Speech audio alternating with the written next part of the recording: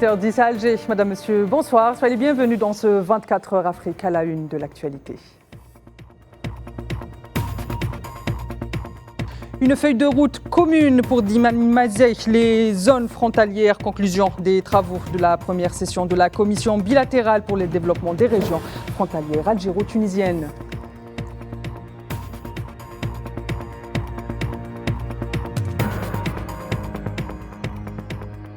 Dans le dossier soudanais, seule une solution nationale soudanaise est possible pour la résolution du conflit en cours dans le pays, affirme son chef du Conseil de la souveraineté, Abdel Fattah al-Burhan.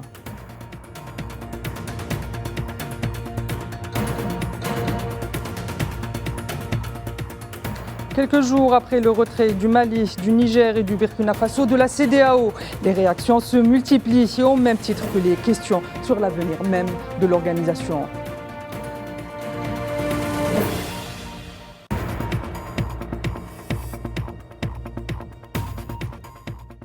Madame, Monsieur, rebonsoir et re-bienvenue si vous venez de nous rejoindre. Les yeux sont rivés tout de suite à New York où les défenseurs des causes justes et de la Palestine en particulier sont dans l'attente des résultats. Comme vous le savez, en ce moment même à New York se déroule une réunion en vue de débattre de la décision de la Cour internationale de justice concernant les mesures conservatoires sur la plainte portée par l'Afrique du Sud contre l'entité sioniste et la façon de les appliquer. Les détails avec Amel Zitouni.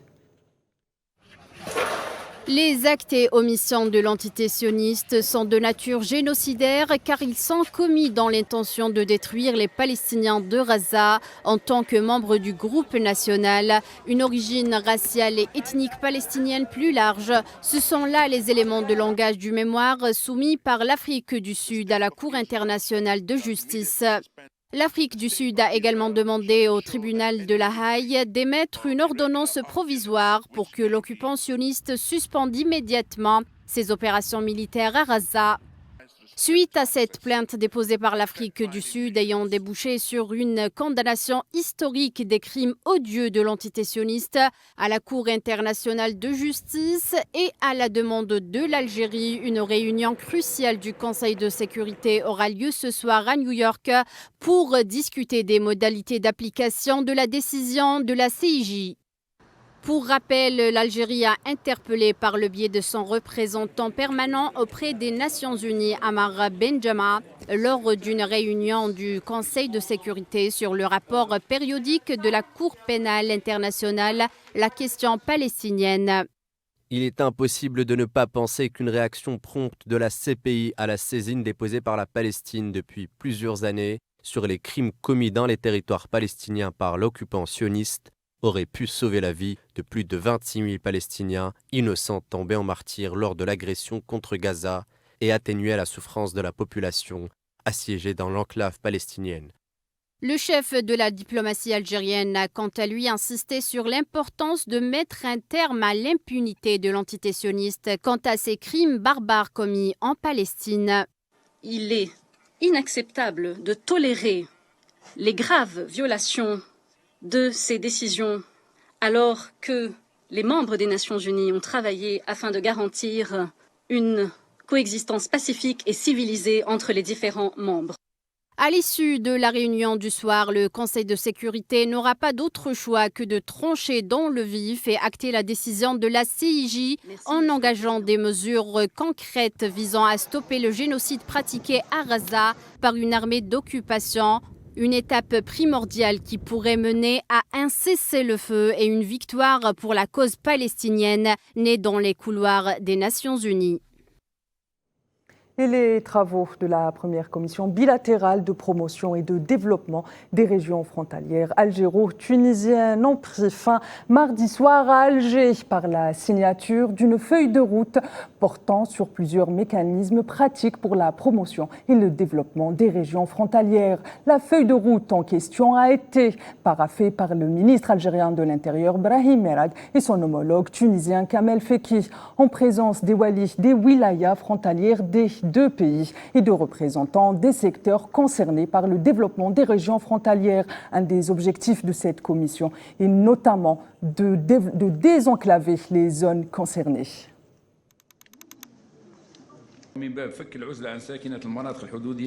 Dans le cadre du désenclavement des zones frontalières et leurs populations, les Walis de Tébessa et Kasserine ont proposé de conduire des études de la part de commissions spécialisées sur la réactivation de la route reliant les villes de Tébessa et Kasserine, qui étaient opérationnelles auparavant, et aussi de réactiver la ligne de chemin de fer qui relie Constantine à Hydra en Tunisie, l'accélération de la remise de l'étude sur les échanges commerciaux et économiques frontaliers entre les wilayas de Taraf et Jendouba. Les conclusions de cette réunion étaient pour le moins satisfaisantes pour les Walis. Nous devons prendre en considération les signaux d'alarme, notamment en ce qui concerne les crises engendrées à dessein que certaines parties tentent de créer dans le sud du Sahara africain et au Sahel africain. Et nous devons dans ce cas anticiper et tendre la main à nos frères africains et faire en sorte que les répercussions dans ce dossier soient sur ces instigateurs sans que nous soyons atteints par les effets qu'ils engendrent.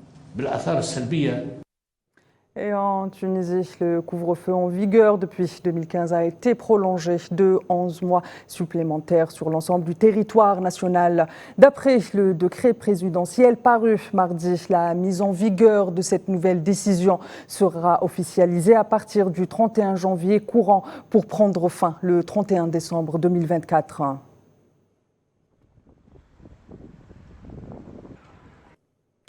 La résolution du conflit en cours au Soudan sera soudanaise, a affirmé le chef du Conseil de la transition, le général Abdel Fattah al-Burhan, qui s'exprimait à l'occasion d'un discours qu'il a prononcé mardi devant les officiers et soldats de la 11e division d'infanterie de l'armée à Keshm el-Ghirba, dans l'est du pays, ajoutant que toute initiative venant d'un État tierce ou incluant des discussions à l'extérieur du Soudan est inacceptable. Par ailleurs, Abdel Fattah al-Burhan, qui a notifié le gel de l'adhésion de son pays à l'IGAD, refute également la médiation proposée de cette dernière, affirmant qu'elle ne concerne pas le peuple soudanais.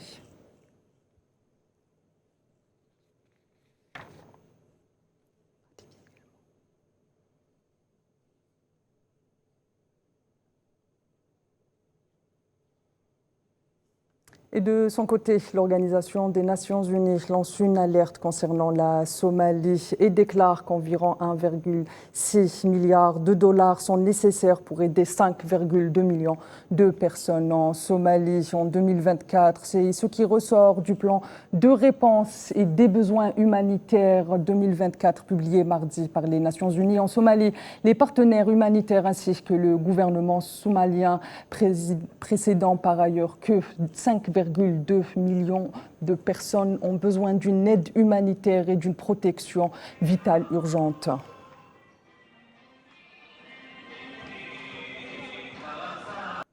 Et dans un tout autre registre, le président de la Commission de l'Union africaine, Moussa Faki, a affirmé avoir appris avec un profond regret l'annonce du retrait du Mali, du Niger et du Burkina Faso de la CEDEAO. S'exprimant par voie d'un communiqué, Moussa Faki appelle les dirigeants régionaux à intensifier le dialogue pour garantir la solidarité de la CEDEAO et l'unité africaine, tout en affirmant la disponibilité de la Commission pour apporter tout son recours en pouvoir pour faciliter le dialogue.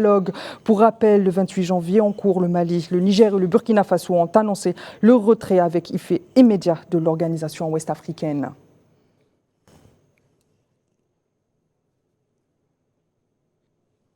Ce retrait donc qui a fait beaucoup réagir et pose bien des questions, notamment sur l'avenir même de la CEDEAO. Est-ce qu'elle est actuellement fragilisée? Élément de réponse avec Imen Meret. Le Burkina Faso, le Mali et le Niger ont annoncé dimanche dernier leur décision de se retirer avec effet immédiat de la communauté économique des États d'Afrique de l'Ouest. Une décision que l'Union africaine dit regretter. Un retrait susceptible de fragiliser la CEDEAO, laissant des millions de personnes dans l'incertitude quant à l'avenir de l'organisation, notamment économique, ainsi que celui de la Banque centrale des États de l'Afrique de l'Ouest. Certains observateurs y voient par ailleurs le renforcement des liens entre l'Alliance du Sahel dans ce qui pourrait s'apparenter à une action allant à l'encontre de l'esprit fédérateur inspiré par les positions de l'Union africaine.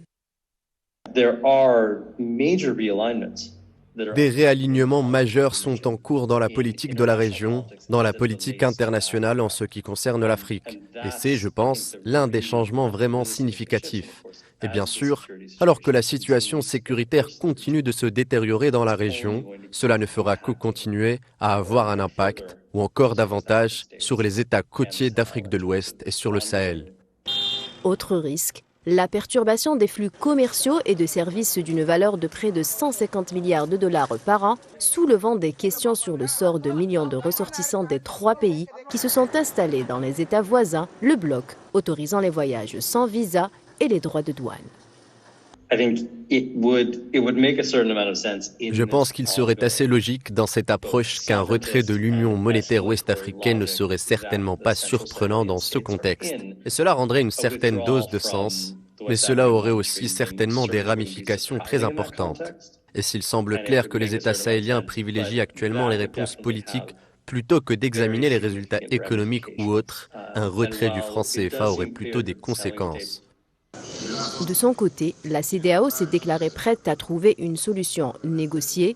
Pour rappel, la CEDEAO a connu un précédent en matière de retrait dans des circonstances très différentes, celui de la Mauritanie en 2000, pays charnière entre le Maghreb et l'Afrique de l'Ouest. Le centre de la capitale kenyane, Nairobi, en proie à un incendie massif dans une zone commerçante près du stade de la ville. Les pompiers se sont vite déployés pour tenter de maîtriser les flammes. Avec l'aide des civils présents sur place, cela dit, la confusion a vite gagné la foule. Certains fuyant les lieux alors que d'autres arrivaient en spectateurs groggy. Je vous laisse avec ces images impressionnantes de l'incendie.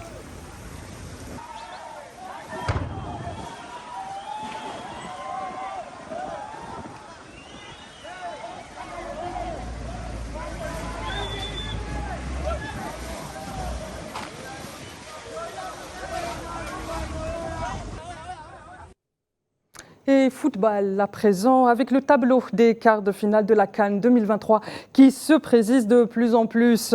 Après la qualification de l'Afrique du Sud et du Mali en 8e de finale, les Banafa ont disposé de la sélection marocaine sur un score de 2-0, tandis que le Mali a battu le Burkina Faso sur le score de 2-1.